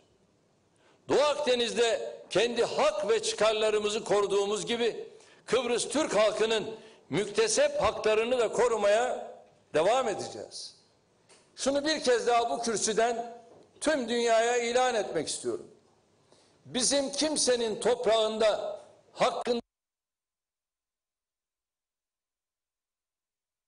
hukukla, hakkaniyetli paylaşımla çözüme kavuşturmaktır. Rum tarafının Kıbrıs Türk'ünün haklarını yok sayarak atacağı her adımın karşısında olduğumuzun ve olacağımızın da altını çizmek istiyorum. Sizlerin de desteğiyle tam bir dayanışma ve eşgüdüm halinde hak ve hukukumuzu kararlılıkla sürdürmeye devam edeceğiz. Bu vesileyle sizlere birkaç gündür gündemde olan müjdemi buradan vermek istiyorum. Bilindiği gibi Kuzey Kıbrıs Türk Cumhuriyeti Cumhurbaşkanlığı'nın Kuzey Kıbrıs Türk Cumhuriyeti Cumhurbaşkanlığı'nın ne doğru dürüst bir Cumhurbaşkanlığı binası veya külliyesi var veyahut da ne doğru dürüst bir parlamento binası var. İşte parlamento binamız burası. Tabii biz bunu Kuzey Kıbrıs Türk Cumhuriyeti'ne yakıştırmıyoruz. Aynı şekilde Cumhurbaşkanlığı külliyesindeki bina malum İngilizlere ait bir gecekondu. Onu da yakıştıramıyoruz. Şimdi Cumhurbaşkanlığının inşallah bu külliyesiyle ilgili adımın proje çalışmaları bitti. Ve inşasına da inşallah yakında başlıyoruz.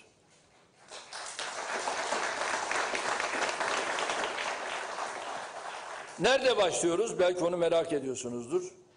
Metehan bölgesinde silahlı kuvvetlerimizle de görüşerek orada bir 500 dönüm araziyi bu iş için tahsis ettik ve bu 500 dönüm arazi içerisinde hem bu külliyeleri yapacağız Bütün bunlarla beraber bir de gerçekten şöyle muhteşem bir istiyoruz ki millet bahçesini de orada yapalım, gerçekleştirelim.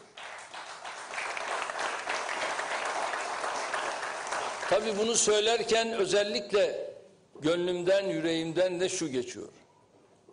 Değerli kardeşlerim, devlet olmanın işte ifadesi budur.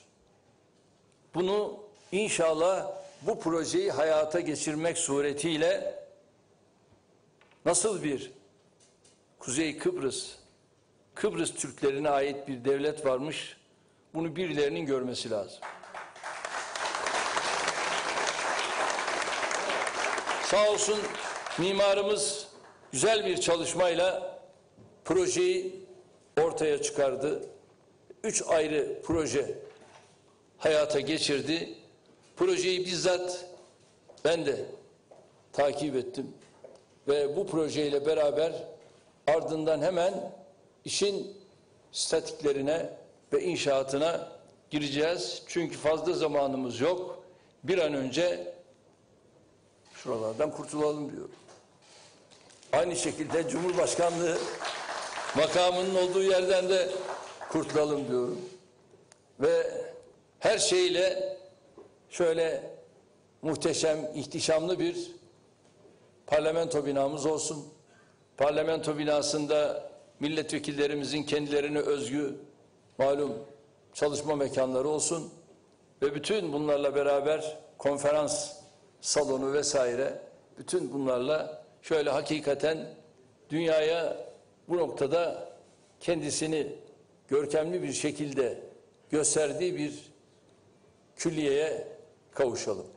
Kuzey Kıbrıs Türk Cumhuriyeti'nin ilan edildiği bu tarihi binanın da müze haline getirilerek yeni nesillere bırakılmasının isabetli olacağını düşünüyorum. Sözlerime son verirken 20 Temmuz Barış ve Özgürlük Bayramınızı ve mübarek Kurban Bayramınızı bir kez daha tebrik ediyorum.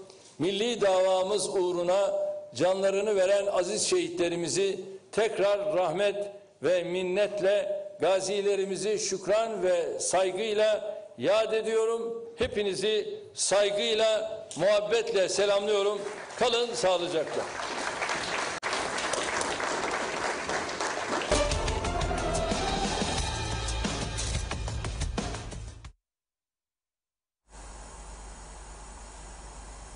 Evet. Cumhurbaşkanı Sayın Erdoğan'ın tarihi konuşmasını izledik.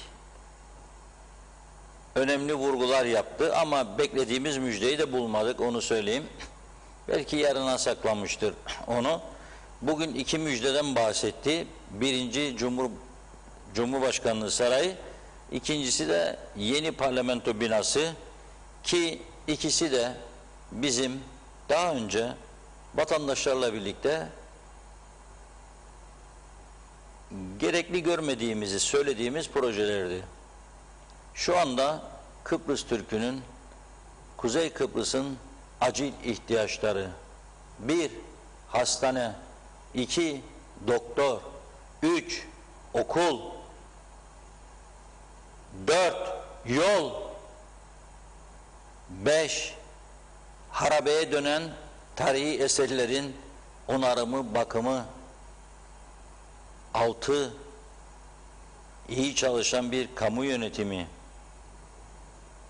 Bunları istiyoruz acilen. Cumhurbaşkanlığı sarayımız, evet, dıştan biri gelirse daha iyi bir yerde ağırlayalım ama parlamento binamız gördük. Yani parlamento haftada 2 gün toplanamadığını Sayın Erdoğan'a aktarmıyorlar herhalde gerekli danışmanları. Biz buradan aktaralım. KKTC parlamentosu haftada 2 gün toplanamıyor. Boş salona konuşuyorlar.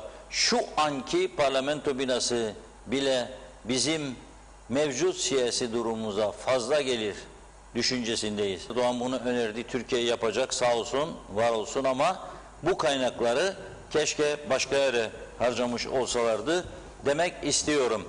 İhtiyacımız Anamur'dan gelen suyu hiç olmazsa, ilk gün söylemiştim bunu, kaç yıl önce geldi, suya hasret bir toplum var.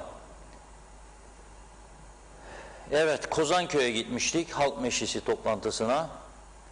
Yıllardır hayvan üreticiliği yapan bir vatandaşımız mikrofonu alıp konuştuğu zaman gerçekten samimi söylüyorum, o anda çok büyük üzüntü duymuştum. İçim yanmıştı adeta.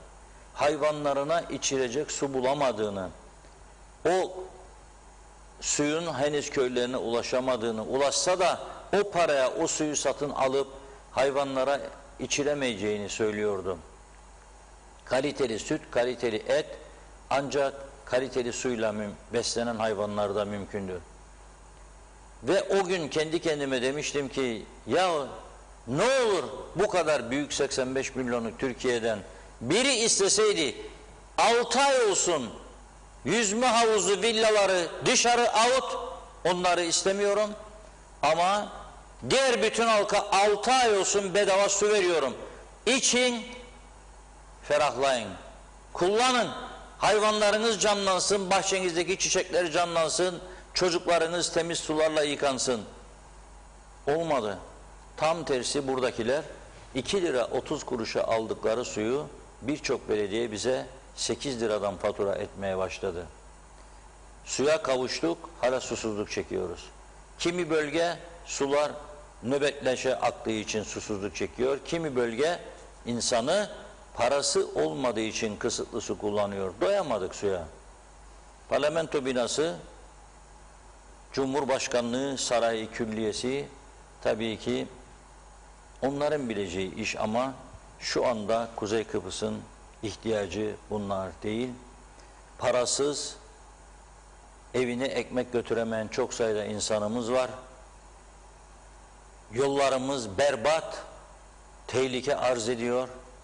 Çevremiz mahvolmuş durumda. Tarihi eserler dökülüyor her yerde. Korkunç. Elektrik santralımız tekliyor. Teknecik'ten çıkan santrala zehirleri önleme için bir filtre takamıyoruz.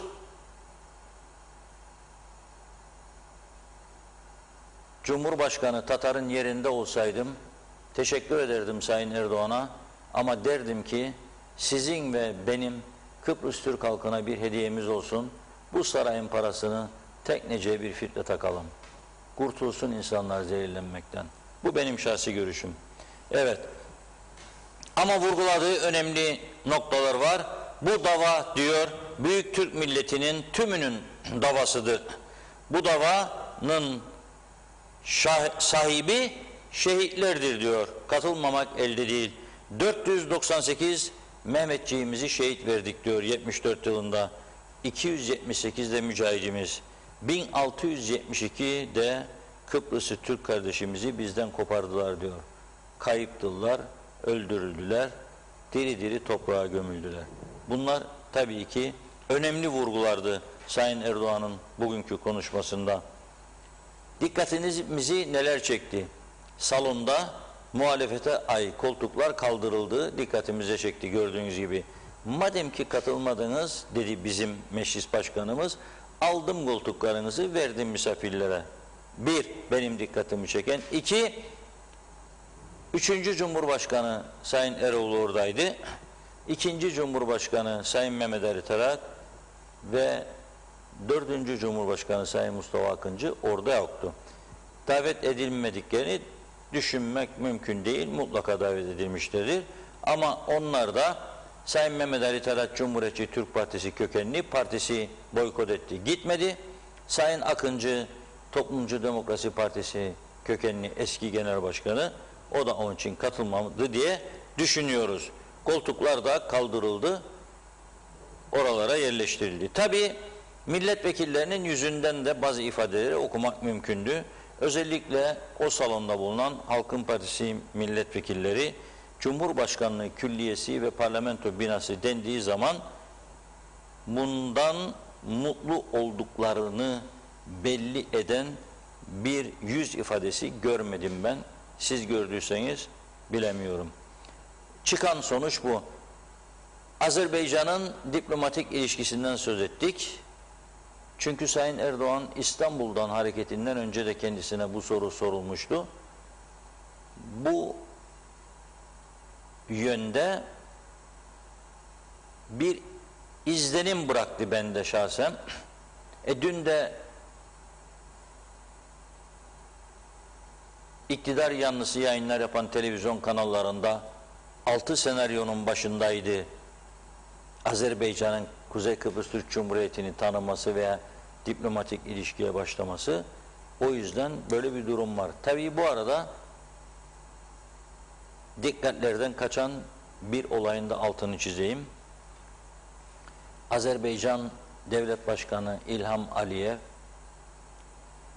dün Bakü'ye giden Avrupa Birliği Komisyon Başkanı ile görüşmüş.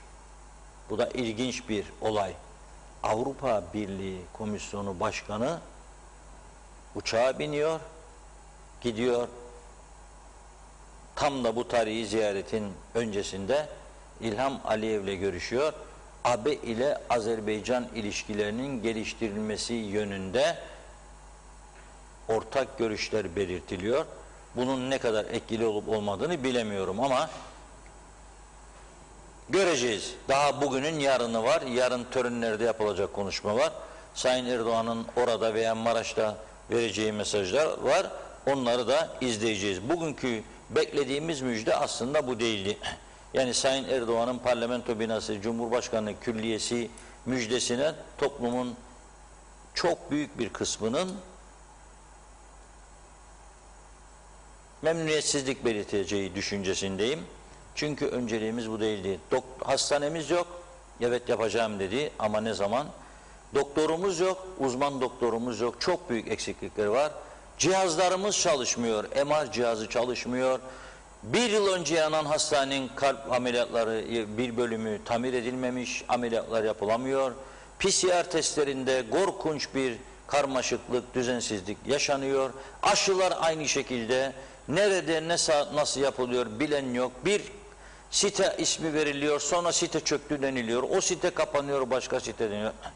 Hala daha 3G ile idare ediyoruz. 3G'ler çekmiyor. İletişim çok kötü Kuzey Kıbrıs'ta.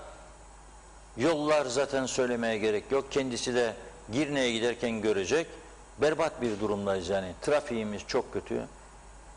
Önceliklerimiz tabii ki bunlar. Eğitim sistemimiz çok kötü. Okullar tam gün eğitime geçemiyor.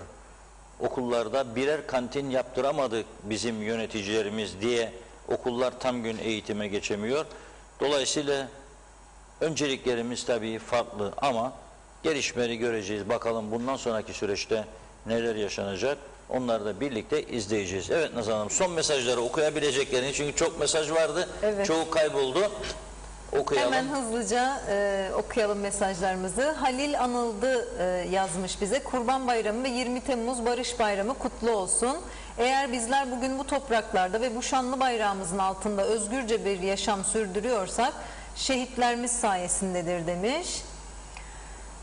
Vedat Özkan, bu meclis tarihinde ilk kez böyle doluluk gördü. Peki meclisi niye kapatmaya gelmediniz sayın vekiller diye soruyor. Akın Mısırlı, TDP ve CTP'yi kınıyorum. Meclise katılmadıkları için solculuk böyle bir şey değildir. Saygısızlığa gerek yok demiş. Ahmet Cemil, meclise katılmayanlar çok büyük ayıp ettiler diye yazmış. Ahmet Cemil, bu bir devlet politikasıdır, kişisel değil diyor. Gürkan Giritli, tarihi an demiş. Fitnet Salih, Reşat Bey, meclisin oturma şeklini değiştirmişler, sandalyeleri azaltmışlar, iyi olmuş diye yorumlamış. Alev Arsal Duran, keşke bizim milletvekilleri birbirlerini dinlemede de bu kadar dinamik ve istekli olsalar diye yazmış. Şebnem Taran, süpersin reisim diyor. Mehmet Uluçaylı, iyi günler, hayırlı yayınlar. Cumhurbaşkanı Erdoğan hoş gelmiş, onur vermiş bizlere diyor. Mehmet İnancı, hayırlı yayınlar, arefeniz mübarek olsun diyor. Teşekkür ediyoruz sizlerin de. Nurçin İncirli, hoş geldiniz, şeref duyduk demiş. Aynur Coşkun, hoş geldiniz Sayın Cumhurbaşkanım, sizi seviyoruz diyor. Salih Mulla Ali, tüm bayramlarınız kutlu olsun demiş. Londra'dan sevgilerini, selamlarını iletmiş bize. Hep var olunuz diyor. Teşekkür ediyoruz Salih Bey. Bizden de Londra'ya selamlar. Cihat Aksezer, Reşat Bey geçen gün programda ironi yapmıştı meclis binasıyla ilgili. Erdoğan gelecek, ondan isteyin bir sarayda buraya yapsın demişti. Tek eksiğimiz bu kaldı demişti. Programı izlerken gülmüştüm, meğer doğru demiş diyor. Sayer Aker, fakirliğe bir çare bulunamadı diye yazmış. Sevilcan Osman, saymakla bitmez demiş. Abey Hüseyin, keçi can derdinde, kasap yağ derdinde diye yorumlamış. Mehmet İnancı, saray yerine okul isterim ben şahsen demiş. Ne cami isterim ne saray, okul yine de okul demiş.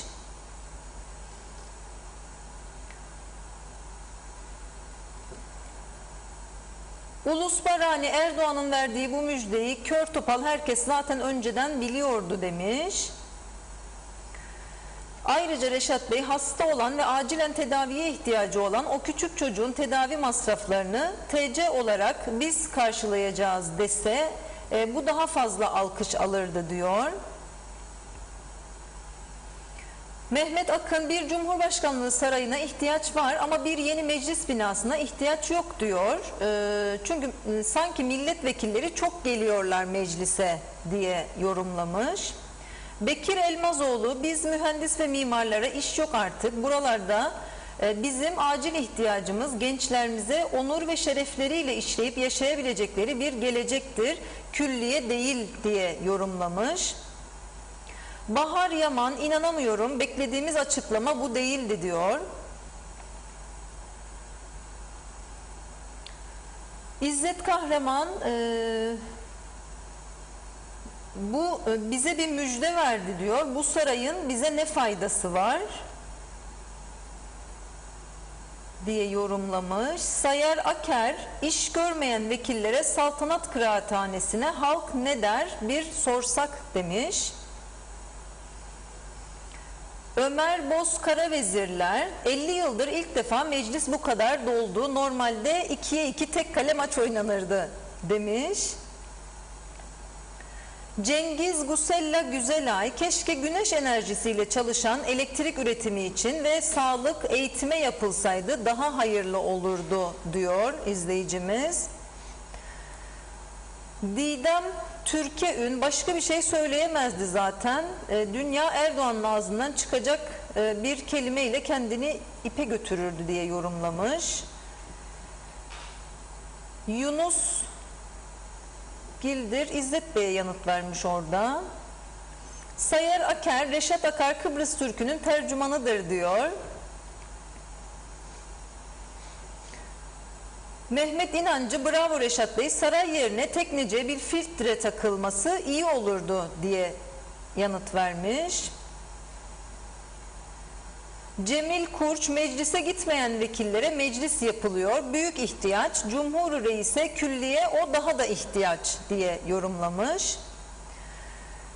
Şevket Tacel ne yazık ki kötü bir haberi paylaşıyor bizimle. Bir saat önce Aydınköy ana yolunda 19 yaşında bir gencimiz daha kazada kaybettik diye paylaşmış.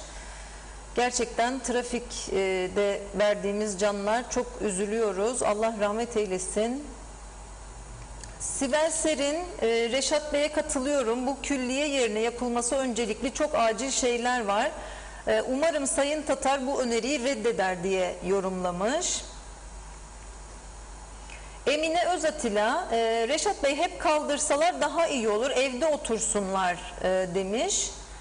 Bu kadar gururludurlar, maaşları almasınlar diyor izleyicimiz. Ertunç Özmani, müjde, fakir Anadolu insanından kesilen parayla burada külliye yapıyorlar. Gerçekten yazık. Bizim en önce ihtiyacımız olan sosyal devlet anlayışı, adalet, hukuk gerçekten ve federal Kıbrıs tek çare bu. Yoksa Kıbrıs Türk'ü yok oluşa sürüklenecek diyor izleyicimiz. Tema Yavaş, iyi yayınlar, çok sıcak Londra'dan selamlar demiş. Bizde de çok sıcak, biz de selamlarımızı iletiyoruz size. Mehmet Akın, bu da demek oluyor ki demiş, kimse Sayın Erdoğan'a KKTC gerçek sorunlarından söz etmemiş. Dikkatimi bir de şu çekti, koskoca mecliste yan yana duran TC ve KKTC neden küçücük, yok mu 2 tane bayrak diye bir izleyicimiz yorumunu yapmış. Sıkışık oturma düzeni ayrı bir kaos demiş. Bekir Elmazoğlu, yine yollar yine bir can aldı demiş, hem de 19 yaşında. Mustafa Akman, TC'de müteahhitler ellerini ovuşturur diye yorumlamış. Orhan Aslan, aylardan beridir Cumhurbaşkanlığı binasını dünya alem biliyordu zaten demiş. Sanki biraz dalga geçilmiş gibi oldu diyor. Nihat Karani, yollar çok kötü demiş. Mustafa Özcan, bildiğimiz konular dışında değişik bir şey duymadığımız için hayal kırıklığı yaşadım diyor. Reşat Çıdan, bizi tanıyacak bir ülke tanımıyorum, hayırlı bayramlar demiş.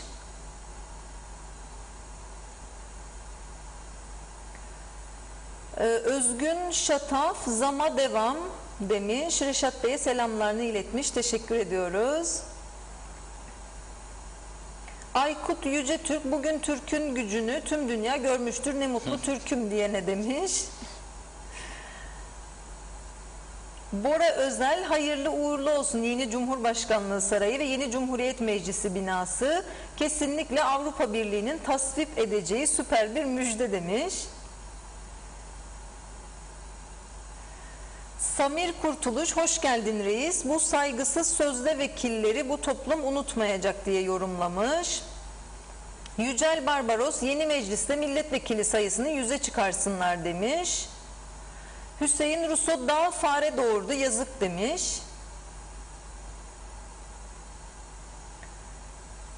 Barış Göktaş, yazıklar olsun ne önemli haber, yine yalan yere 10 kişi vatandaş edildi. Görsün bu baştaki atanmışlar demiş.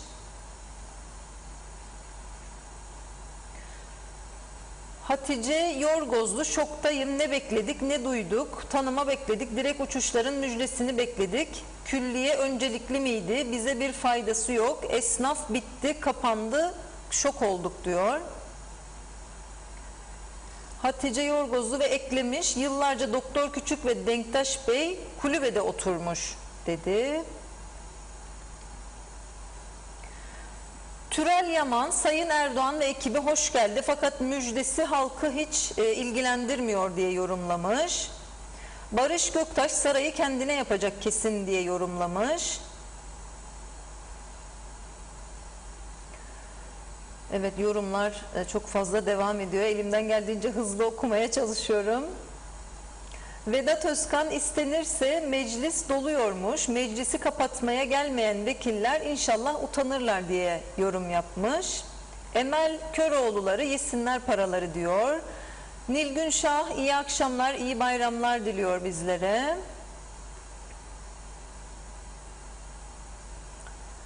Nilgün Şah, gerçeği Arife günü acı oldu. Allah sabır versin ailesine. Evet, trafik kazasında kaybettiğimiz gençle ilgili yazmışlar. İbrahim Tosun, dünya bunu mu bekliyordu diye sormuş. Ercan Ergün, hani ne müjde diye sormuş.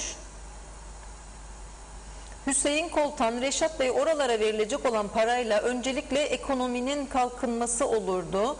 Şimdiden Kurban Bayramınızı en içten dileklerimle kutluyorum. Ağzınıza, yüreğinize sağlık, saygı ve sevgilerini iletmiş, sağlıklı günler dilemiş. Hüseyin Bey, bizler de sağlıklı güzel bir bayram diliyoruz size. Vedat Özkan, Kıbrıs'ta acil şehir planı yapılmalı. Aşırı binalaşma, çöp, atık su, elektrik ve beraberinde su sorununu getirir. Oteller şahane. Peki bu binaların atıkları ne olacak? Bir gün bu sözlerimi siyasiler umarım ciddiye alacaklar demiş. Yıldızay Uzun Atıcı, tek eksiğimiz saraydı, şimdi her şey tamam oldu, sorunlar bitti diye gülücüklerini göndermiş bize. Mehmet Akın, çok güzel bir program oluyor demiş. Teşekkür ediyoruz. Abdullah Beray Bostancı, müjde dedikleri ne kadar müjde sayılıyor demiş. Hemen sayfamızı yeniliyorum bir kez daha Reşat Bey. Son gelen mesajlarımız da varsa onları da hızlıca okuyalım.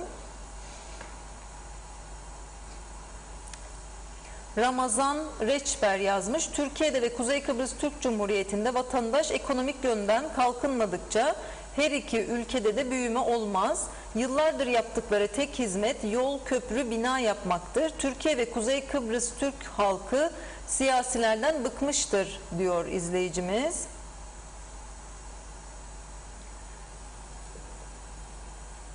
İzzet Kahraman yeni saraya çelenk koyalım gibi bir cümle yazmış okuyabildiğim kadarıyla. Mehmet Akın, ilk defa böyle oluyor programda demiş. Anlamadım ama neyle ilgili olduğunu. Herkese saygı duyulması gerekiyor. Ya, Belgin Hanım'ın mesajlarıyla ilgili bir problem var Hatta Belgin sanırım. Hanım'a denk geliyor. Hangi burçtan olduğunuzu soruyorsunuz. Hangi burçtansınız? Ben mi? Ben Yengeç Burcu. Yengeç burcu. Yengeç burcu iyi burçtur Belgin Hanım. Bilmiyorum yani öyle kaldı aklımda bilmiyorum. Arslan burçlarından biraz korkulur. Ali keskin Demirli bir saniye hemen. Kör yiyiciler daha çok rahat etsin diye uğraşırlar. Yazık demiş. Belgin Hanım bir daha gönderin. Sonuna geldik. Yetişirsek okuruz bunu. Ben onları olmadı telefondan. Kolay bir iş değil bakayım. çünkü yayın devam ettiği sürece kayıyor, kaçıyor. Arada verdik. Sayın Erdoğan'ın konuşması. Evet, benim de önümde vardı notum. Aydınköy Gaziveren yolu üzerinde bir kaza oldu. 23 yaşındaki bir gencimiz Kadir Korhan hayatını kaybetti. Üzücü bir olay. Allah'tan rahmet diliyoruz. Ailesine başsağlığı diliyoruz. Kolay bir şey değil. Gencecik bir evlat gidiyor. Ülkemizde kazalar çok. Dün akşam inanır mısınız Lefkoşa'dan Girne'ye giderken samimi olarak söylüyorum bunu. Bakınız. Boğaz ışıklarını geçtiğinizde Lefkoşa'dan giderken Ciklos köşesine kadar sadece bir yerde 65 derece neresidir? Sentilaryon kavşağı, piknik olan yer. Sentilaryon kavşağı, piknik alanının olduğu yerden Ciklos'a kadar en tehlikeli yer virajlı, sürat tahdidi yok, kamera yok, kontrol yok, zaten kontrol hiç yok. Karşı taraftan Ciklos'tan Boğaz'a doğru gelen araçlara bir baktım. Çoğu en az 130, 140, 150 kilometre saatte. Ne olacak bu iş diye böyle bir an film şeridi gibi geçirdim aklımdan. Dedim bu ülke ne olacak? Nasıl önlenecek bunlar? Yollarda polis yok, denetim yok, devlet korkusu yok. Polis olmayınca, devleti görmeyince orada vatandaş suça meyilli oluyor. Unutmayalım. Başka ülkeler gençlerin kaza yapmasını önlemek için çok ciddi tedbirler alıyor. Bunu defalarca söyledim. Mesela 18 yaş 25 yaş arası araba sigortaları çok yüksek oluyor. Sürat arabası almalarını engellemek için onlara çok ağır vergiler koyuyorlar. Bizim buradaki parlamentomuz nasıl gülüyorlardı yeni parlamento binası önce. O yeni parlamento binasını ben hak ediyor muyum diye düşündüğünü mü tahmin edersiniz çoğunluğun orada? Birkaç tanesi hariç o çoğunluğun orada yeni parlamento binası bunu hak etmiyoruz diye düşünmesi gerekirken yeni parlamento binasını teklif edildiğinde gülme hakları, sevinme, mutluluk duyma hakları var mı acaba? Özel çalışma odaları olsun dedi Sayın Erdoğan. Çok mu çalışıyorlar? Hangi konuyu alıp ele götürdüler? Sayın Erdoğan, bir tır dolusu çöpü bugün sizin geçeceğiniz yola dökseler 8 Türk lirasıdır cezası. 30 senedir aynı yasa duruyor orada, değişmiyorlar. 30 yıldır değişmiyorlar. Neyi çalışma odası hak edecek bu arkadaşlar? Neyi yeni parlamento binası? Yani ben daha önce söyledim, bugün için söylemiyorum. Sırf Sayın Erdoğan'ı eleştirdiği falan filan gibi bazı çevreler istediği yere çekmesin sağa sola. Ben bunu 2-3 hafta önce meclis başkanımız söylediği zaman da söyledim buradan. Dedim ki şimdiki bile size çok dedim. Ben olsam yarısını keserim dedim. Başka maksatlar için kullanırım dedim. Bugün de aynısını söylüyorum. Bu benim şahsi görüşüm. Trafik polisi yok. Yeterince polisimizin 1000 eksiği var. Kadro bulamıyorlarmış. Yaratsınlar, para yokmuşmuş. Teknolojik olarak polisimiz çok geride. Dün bir mahkeme haberi vardı. Kaza yaptıktan, bak tekrar söylüyorum, kaza yaptıktan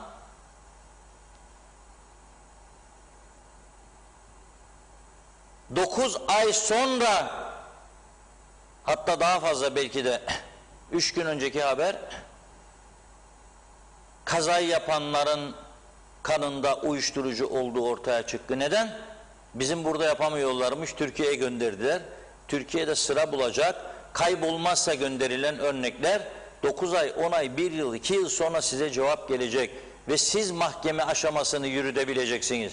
Nasıl bir iş? Nasıl bir yönetim anlayışı bu burada? Bir tahlili yapamıyorlar burada. Laboratuvarları yok doğru dürüst. Laboratuvar yok doğru dürüst. İlaç yok. Kanser hastaları ilaç bulamıyor. Talasemi hastalarına verecek kan yok. MR cihazı çalışmıyor. Doktor yok, yeterince uzman doktor yok. Teşhis konulamıyor. Her yer dökülüyor.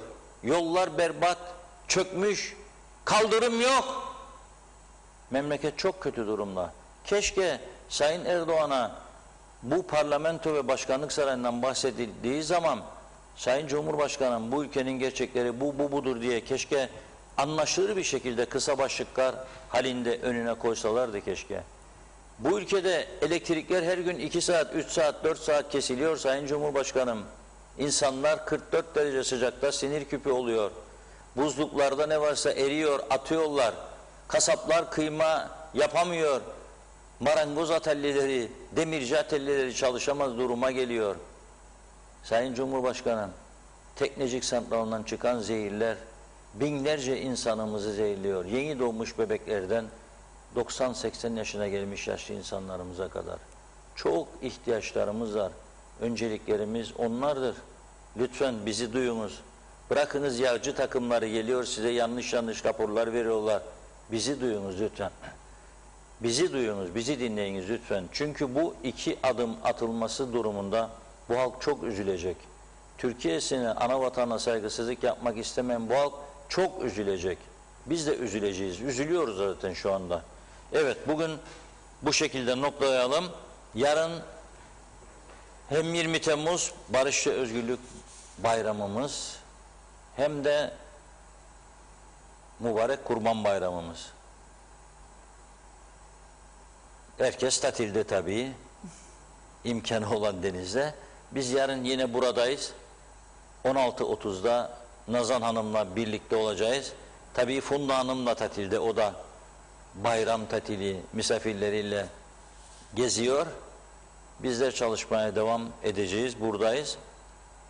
16.30'da inşallah beklediğimiz müjdenin de yer alacağı tarihi bir konuşma dinleriz yarın sabahleyin Sayın Erdoğan'la.